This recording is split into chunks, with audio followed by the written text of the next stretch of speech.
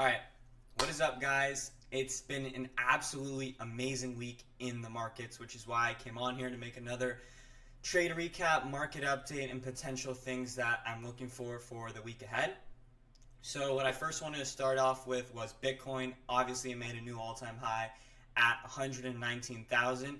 And before I get into these smaller, lower time frame trades, I just want to preface something by saying that if you don't have enough time to focus on day trading, you literally don't need to. If you just zoom out on the Bitcoin 3 month chart, you could have pretty much bought any pullback since 2022 and been profitable. So I just want to say there's so many different ways to trade and so many different strategies that work.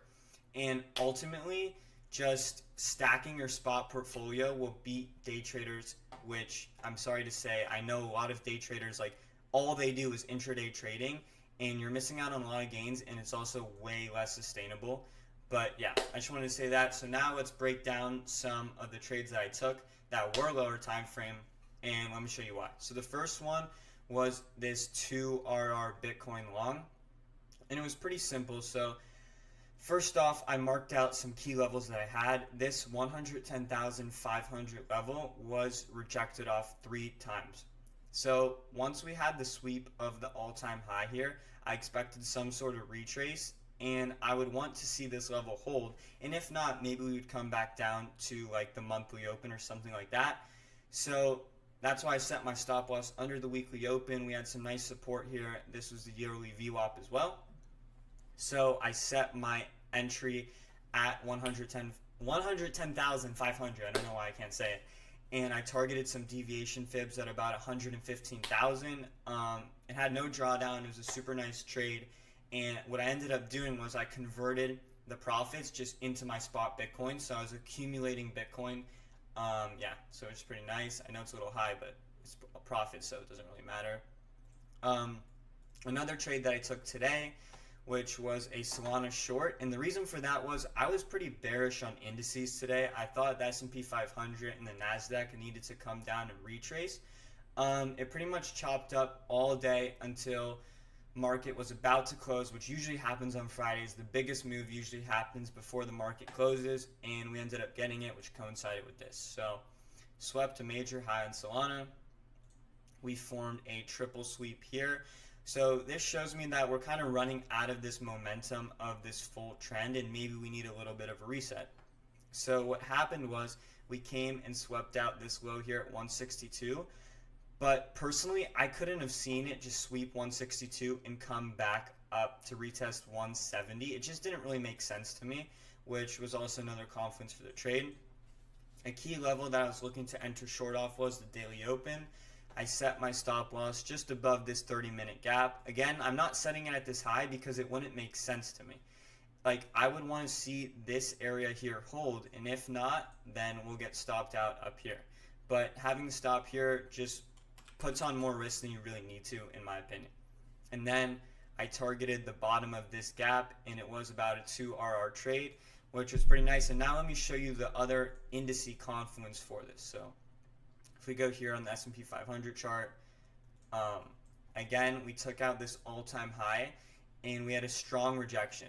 So to me, right here, this candle is showing me that, okay, the momentum is kind of running out on the high. If you look on the high time frame on the daily chart, this strong momentum here looks to be slowing down a little bit. Maybe we do come and chop higher, but potentially we could have a larger retracement come in.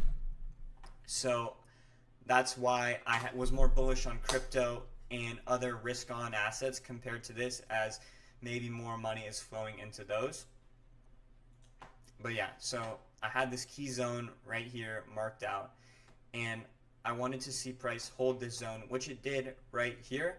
And then we came down, and I was looking for these lows to get swept, which ended up did not happen. Like, it ended up not getting swept, which was like kind of annoying because I had a trade placed here and I got stopped out.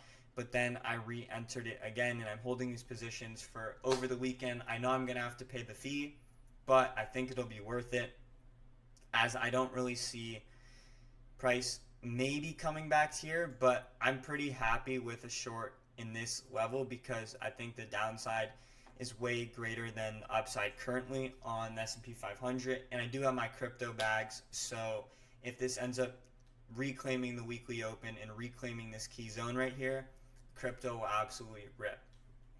So that's pretty much it for the market update today. The Nasdaq's super choppy. I'm much happier trading ES right now. Hyper liquid. I've much spotted this. It's absolutely cooking.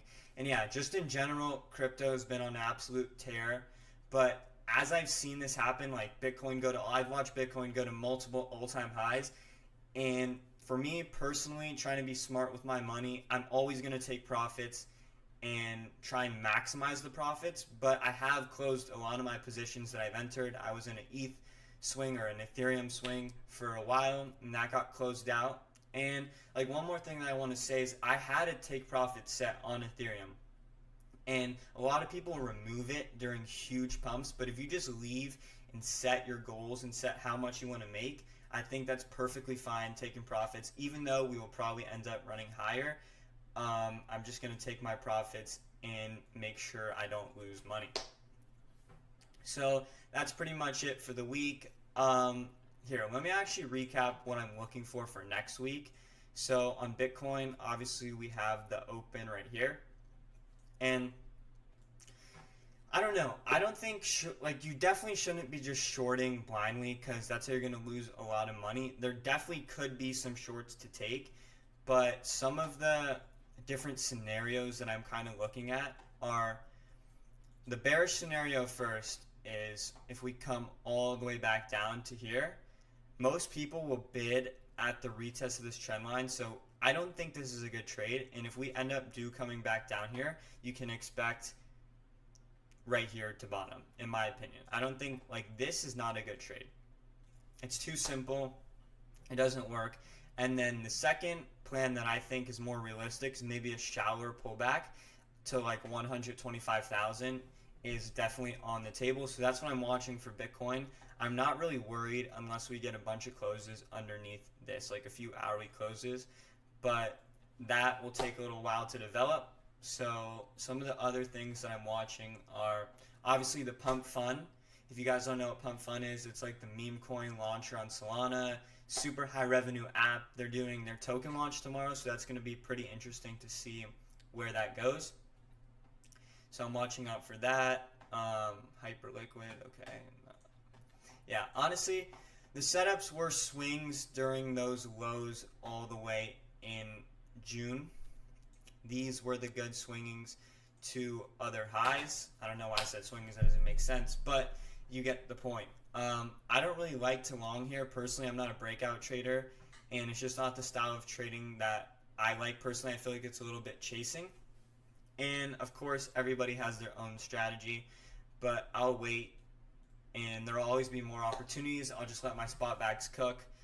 But yeah, that's pretty much it for the week. I had a super nice week last week, so hopefully we can catch some banger trades next week, and I'll catch y'all later.